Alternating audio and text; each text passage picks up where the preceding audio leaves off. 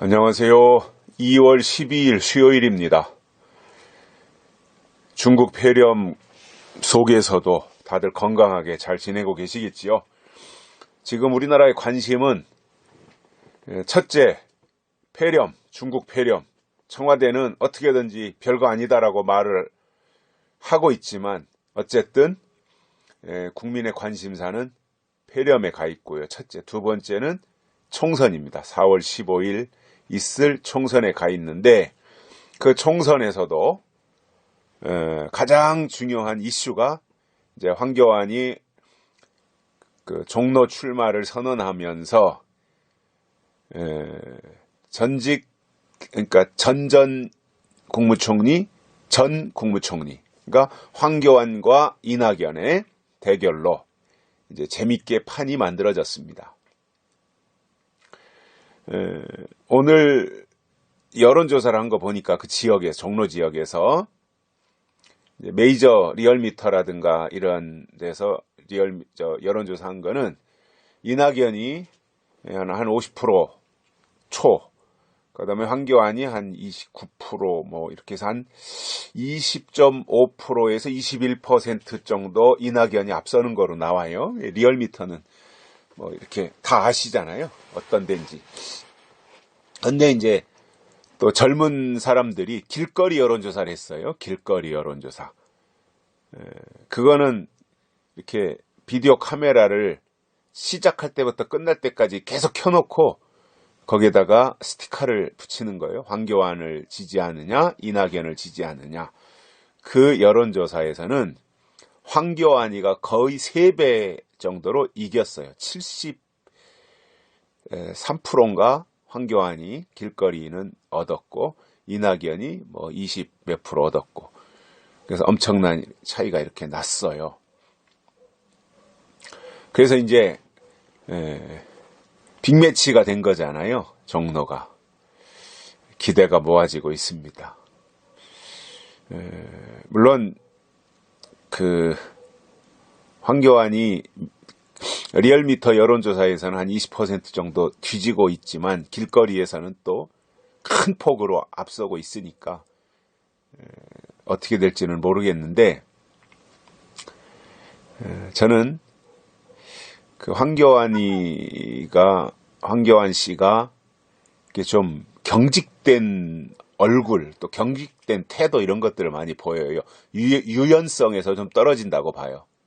그리고 정치인으로서의 정치적 감각이 좀 부족하다. 왜냐 그동안 정치를 안 했고 검사를 하고 이렇게 공직에만 있었기 때문에 그러다 보니 이게 좀 처세술에 있어서 정치적 감각이 좀 떨어진다. 그러니까 그래서 정치적 감각을 좀 키우고 또 이 자세를 좀 낮추고 말도 좀 이렇게 좀 신중하고 이렇게 그 서민적으로 서민들에게 다가갈 수 있는 그런 서민적인 대화를 그 어투를 통해서 접근해 가고 쇼를 하려고 하지 말고 진심으로 그러면 충분히 이길 수 있다라고 봅니다. 그러니까 이제부터는 그 과거의 그동안의 황교안이 아니라 이제 그야말로 그 선거 때 되면 아주 낮은 자세로 막 그 비비고 다니는 사람들 있잖아요. 선거는 그렇게 해야 되거든요. 아주 굽신거리면서 낮은 자세로 이 간이라도 빼줄 것처럼 하는 그러한 모습을 보여야 돼요. 근데 과연 황교안 씨가 그렇게 할 수 있을까라는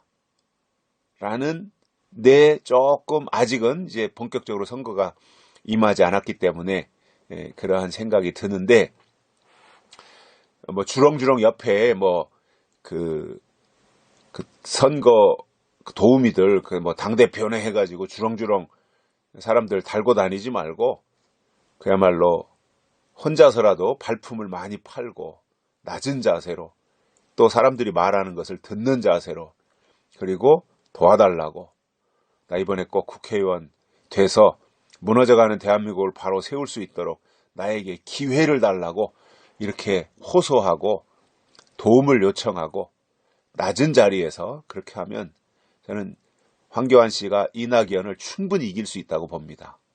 그런 부분만 시정을 한다면 상품 가치가 이낙연보다는 황교안이 훨씬 좋잖아요. 상품성이.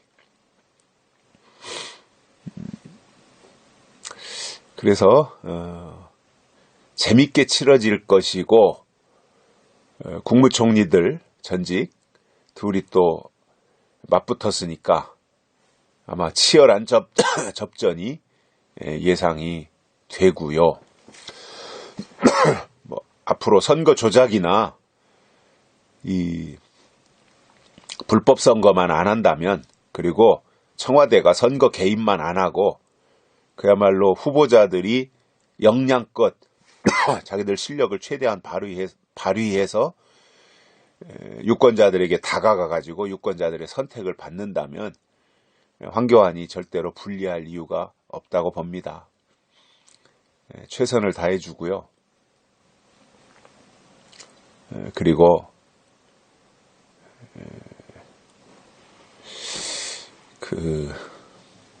대한민국을 살리겠다고 하는 그 진정성을 유권자들에게 보여줬으면 좋겠어요. 뭔가 이렇게 좀 책임을 회피한다든가 무기력하다든가 무책임하다든가 이런 것들은 좀 보여주지 않기를 바랍니다. 저는 이번에 발생한 중국 폐렴이 어떻게든지 이 정부는 이게 별거 아니라고 하려고 하지만 아마 그렇게 쉽게 별거 아닌 거로 넘어가지는 않을 것 같아요. 중국에서 지금 그 수치를 많이 줄일 텐데도 지금 사망자가 1000명이 넘었고 지금 수만 명의 발병자들이 발생을 하고 있고 이것이 또 확장되고 있잖아요. 지금 점점점 더. 그러니까 그 여파가 우리나라에도 분명히 있을 거라고 봅니다. 아직은 미미하고 그 다음에 또 한 가지는 제대로 진단을 안 하거나 아니면 수치를 조작하거나 그럴 가능성도 있지 않겠는가. 또 여러 가지 진단 키트나 이런 것들도 부족하다고 하니까 한계라는 게 있지 않겠어요? 아무리 잘하려고 해도 그것을 진단할 수 있는 장비가 없다면 못하지 않겠어요? 그리고 그 사이에 진단하기 전에 죽어버리면 그것이 중국 폐렴으로 죽은 건지 일반 폐렴으로 죽은 건지 그것도 잘 분간이 안 될 수 있기 때문에 그러한 진단 키트나 또 약품이나 방역이나 개인 위생이나 이런 것들이 어느 정도 되느냐에 따라서 결과는 판이하게 달라질 수 있는데 중국에서는 그 파장이 지금 그야말로 일파만파로 엄청나게 퍼져나가고 있다라고 하는 거 참 중국으로서는 참 이 손을 놓을 수도 없고 그렇다고 해서 잡고 있을 수도 없는 진퇴양난의 순간일 거고요. 북한에도 이미 이 중국 폐렴 때문에 사망한 사람이 있다는 이야기도 보도되고 있더라고요. 저도 한 명인가 두 명인가 죽었다고 하는 이야기를 어디서 들었는데 뭐 이제 그런 상황이라고 하니까 물론 우리 대한민국 국민은 그것 때문에 목숨을 잃는 피해는 당하지 말아야 하지만 그러나 중국과의 국경을 폐쇄하지 않음으로 인해서 우리나라 국민들도 많은 피해를 볼 가능성이 생겨서 매우 걱정이 된다. 그래서 걱정 차원에서 우려 차원에서 이런 말씀을 드렸습니다. 그러나 하나님의 은혜로 우리 약속의 사람들은 우한 폐렴, 중국 폐렴 이런 거 다 극복하고 이겨내고 그것을 바이러스를 퇴치시킬 수 있는 그러한 영적 유전자가 우리 속에 내장됐으면 좋겠습니다. 오늘 말씀은 골로새서 3장 12절에서 14절입니다. 그러므로 너희는 하나님의 택하신 거룩하고 사랑하신 자처럼 긍휼과 자비와 겸손과 온유와 오래 참음을 옷 입고 12절 한 절만 읽어드립니다. 자, 우리가 어떻게 살아야 되느냐라는 거지요. 3장에서는 그리스도와 함께 다시 살리심을 받았으면 어떻게 살아야 되느냐에 대한 말씀을 계속해서 해주고 있습니다. 그리스도인으로서 새 사람이 되었으니 어떻게 살아야 되느냐라는 거예요. 결국 신앙은 삶의 문제예요. 어떻게 살아야 되느냐라는 거죠. 하나님의 약속을 받은 자가 땅에서 어떻게 살아야 되느냐. 빛으로 소금으로 살아야 되는데 그러기 위해서 우리가 어떻게 해야 되느냐. 이런 부분들에 대해서 많이 기도해야 되고 또 우리 자신을 살펴야 되는 의무가 주어진 거거든요.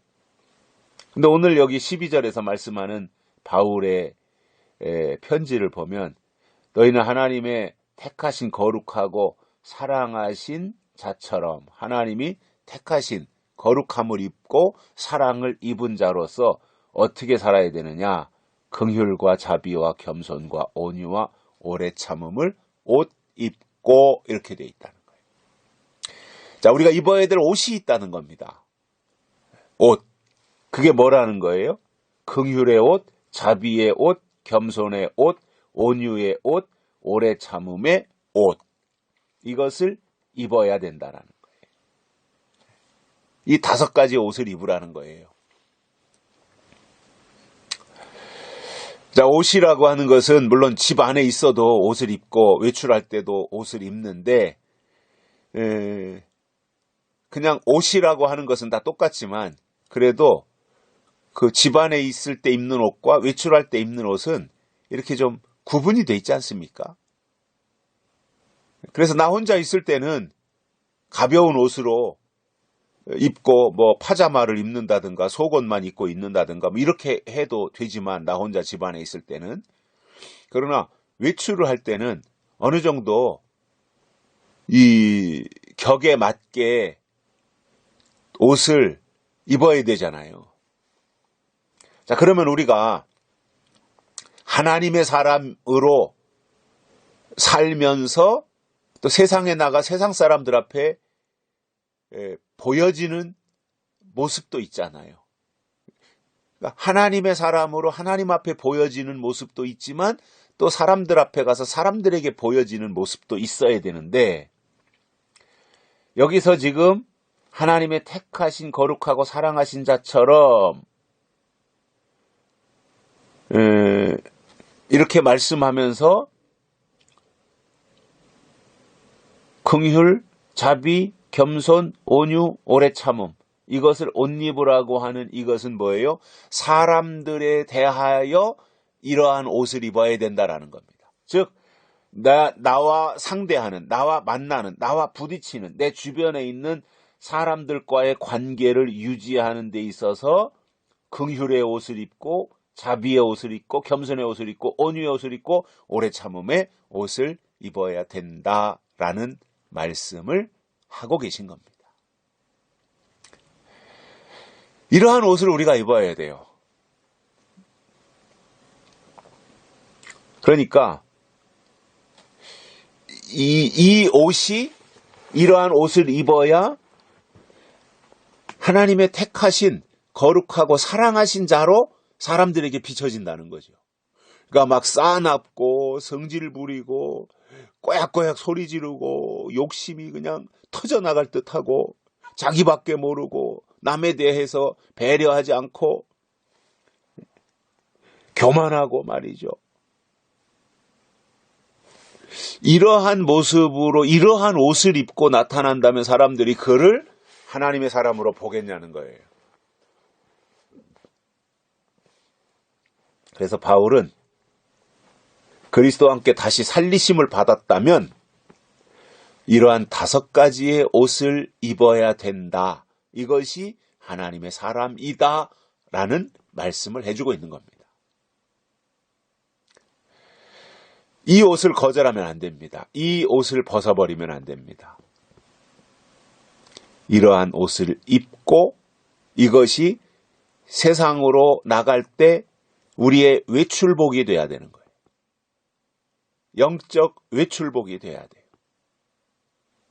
어떤 사람들은 자존심이 무지무지하게 강해가지고 그냥 평상시에는 좋은데 누군가가 내 자존심을 건드렸다고 하면 그것은 뭐 내가 신앙생활을 10년 했는지 20년 했는지 그런 건 상관없이 그냥 내 자존심이 왕노릇하는 사람들이 있어요. 못 참고 말이죠. 아니라는 겁니다. 어떤 사람은 내 집안 식구들을 헐뜯고 건드렸다면 그냥 아주 팔짱 걷어붙이고 상대방의 그런 말 한 사람의 머리끄댕이를 다 집어 뜯어놓는 그런 사람들도 있어요. 아니라는 얘기예요. 그게 아니에요. 그렇게 하면 안 된다라는 이야기예요. 오히려 낮아져야 된다는 이야기죠. 오히려 더 내려가야 된다는 이야기죠. 겸손해져야 된다는 이야기죠. 비워야 된다는 이야기죠. 내려놓으라 이겁니다. 사람들 앞에 주장하는 자세를 하지 말라는 거예요. 이 5가지의 이 옷이 하나님의 사람으로 입어야 될 옷이고 이러한 옷을 입고 세상 사람들에게 나타나면 세상 사람들이 우리를 보면서 아 겸손의 옷을 입었네, 아 온유의 옷을 입었네, 그런 거 보니까 저 사람은 하나님의 사람이네 라고 인정하도록 해야 된다라는 거예요. 그런데 우리가 나가서 말로는 나는 몇 년 예수 믿었니, 나는 교회에서 뭐 직분이 뭐 어떤 직분을 가지고 있니, 나는 뭐 안수 집사니 권사니 장로니 목사니 이러한 말을 즐비하게 자랑 삼아 늘어 놓아서 사람들이 들을 때 아, 저 사람은 그래도 교인이구나, 장로구나, 목사구나, 뭐 중직이구나 이렇게 생각을 하고 아 그래도 좀 다른 사람과는 다르겠구나 이렇게 생각을 하고 기대를 하고 있었는데 보니까 완전히 싸움닭이라든가 완전히 그냥 독사 새끼 같다든가 이렇게 된다면 사람들이 볼 때 그를 하나님의 사랑을 입은 자로 보겠냐는 거죠. 아니라는 이야기예요. 그래서 우리의 어떤 정체성, 신앙인으로서 신앙의 정체성, 아이덴티티라고 하죠. 이 정체성, 이것을 우리가 분명하게 가지고 내가 누구냐? 이 부분에 있어서 예수님 때문에 우리가 좀 어려움을 당할지언정 우리의 자존심을 내세우기 위해서 예수님을 어렵게 하고 예수님의 얼굴에 똥칠을 하는 이러한 일은 없어야 된다라는 겁니다. 이게 그리스도의 사랑을 입은 그리고 하나님의 택하신 사람들의 참 모습이라는 거예요. 어찌 보면 정말 예수의 사람은 세상 사람들이 볼 때는 바보 같은 거예요. 주장할 줄도 모르고 자기 권리 찾을 줄도 모르고 모르는 게 아니라 안 하는 거죠. 그리고 다른 사람들한테 양보하고 다른 사람들을 배려하고 그저 나만 못한 사람 앞에서도 내가 낮은 자리에 겸손하게 내려가고 상대방을 섬기고 이런 거잖아요. 하나님 요구가 그거잖아요. 지금 바울을 통해서 말씀하시는 게. 내 권리 주장하고 내 자존심 세우라는 게 아니잖아요. 그러니 이게 얼마나 어려운 길이에요. 그죠? 결국 이렇게 되기 위해서는 내가 살아있어서는 못하지요. 어떻게 이렇게 해요? 내가 살아있어서는. 자아가 깨지고 자아가 죽어야 이 5가지의 옷을 입고 다른 사람들 앞에 나타날 수 있게 된다라는 이 사실을 기억하고 오늘 하루도 복되게 사시고 중국 폐렴으로부터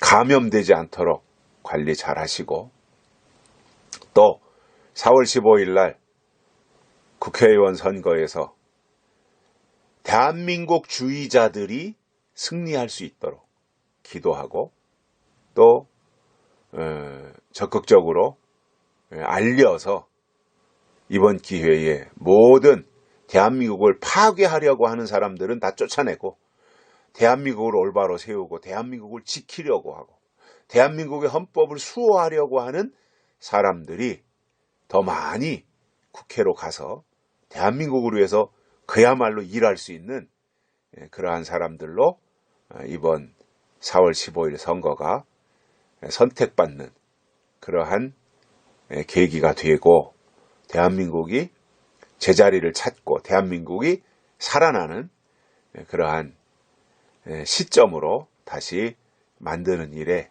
우리가 기도로 또는 우리가 할 수 있다면 어떤 역할을 통해서도 반드시 그러한 일들을 하셔야 될 때가 되었다.